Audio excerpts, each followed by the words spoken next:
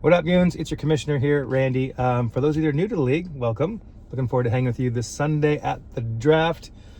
This is the Legion of Goons Fantasy Football League. This is something we've been doing for a dozen plus years.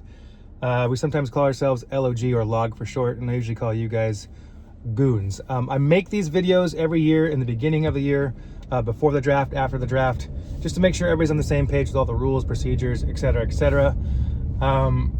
It's the easiest way for me to communicate with that many people, which is 28 to 30 people. So please watch these videos. It prevents me from having to answer the same questions over and over and over and over again. So you'll be held responsible for this information. And if you do ask questions that were in this video, we will shame you. Just kidding, kind of. All right, this one is mostly about the structure of the league. We'll talk about draft day and all that fun stuff in a bit, but this video here is just about what happened with teams coming and going. So after the last season, we've now had two franchises leave LOG. How dare they?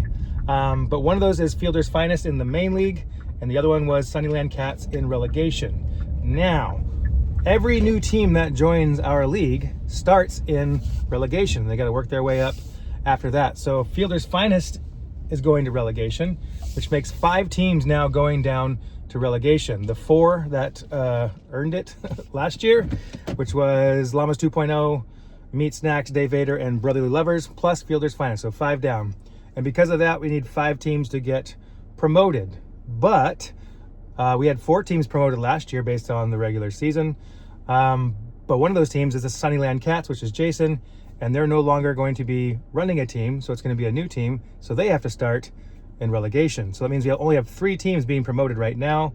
So we got to promote 2 more teams. And the way we do that is we'll take the next 2 best teams based on their total points in the regular season. That's how we determine relegation. It's always regular season total points. So when you look at what happened last year, the next 2 best teams in relegation that didn't get promoted were Death by 1,000 Punts, Kylie, and Luis's team, which was called Suck a Duck, Suck My Duck, I don't know. So those 2 teams have earned a spot into the main league. Congratulations, you kind of deserve it. And that makes it 5 up and 5 down. Now, in the process of adding these 2 new teams, I found other people that wanted to join LOG, which is great because I've always been looking for a reason or a way to equalize all the conferences. So right now, we added 2 new teams this year on top of the 2 teams that are taking over for somebody to get us to a total of 30 teams. That means in the main league, we have our 2 conferences of 10, and now in relegation, instead of 8, we have 10 teams. So we equalize all the conferences, which I think is good for competitive balance. It's more money into the prize pool, and just helps me in terms of getting the draft board set up and all that good stuff. So 30 teams, 5 up, 5 down. The last thing we need to figure out with this new alignment is conferences, divisions, and keepers. Last year, the teams that got promoted drew out of a hat for the rosters that they would temporarily use of the relegated teams to select their keepers. Keepers, by the way, if you're in relegation or you're brand new, you don't have keepers, so you can ignore this part.